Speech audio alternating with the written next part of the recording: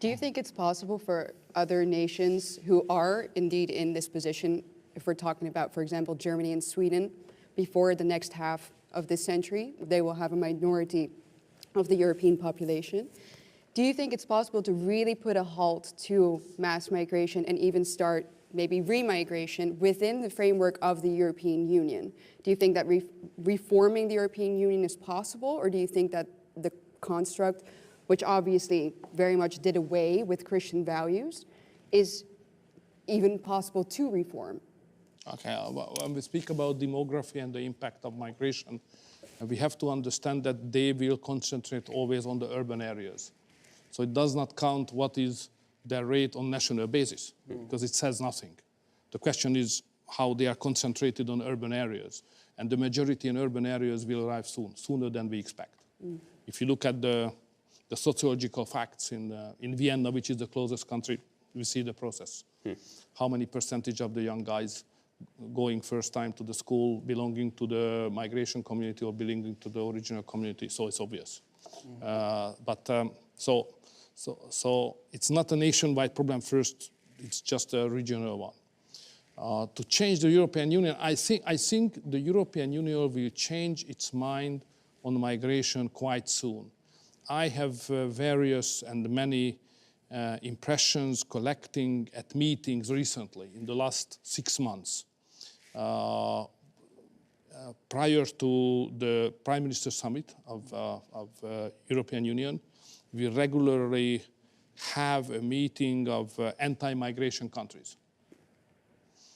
Denmark, Italy, okay, Hungary and the others, but they are the main Westerners. And they are getting more and more nervous. And they are requesting more and more radically change of the policy of Brussels on that. I try to educate them and to say, guys, this is not helpful. But they do it, they press. And some good regulations are coming out. But basically, they cannot, this move is not a game changer. The game changer is only what I say, rebellion.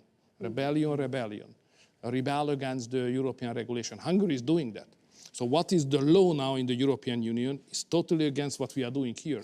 So I have to pay every day 1 million euro as a fine, as a punishment, because I don't follow the pro-migration policy of the Commission.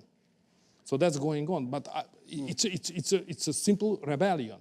And that's my suggestion to everybody. Rebellion. Reform will not help. Even they will accept certain push coming from the prime ministers, but they will never change dramatically the structure of what we need.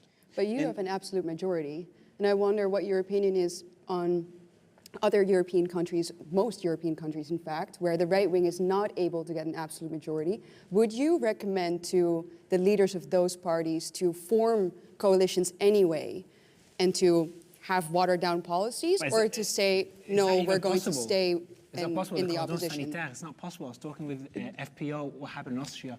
Yeah, but there are some examples, what you have just quoted, but there are some other kind of examples, like in Dutch, in the Netherlands, Netherlands, in Sweden.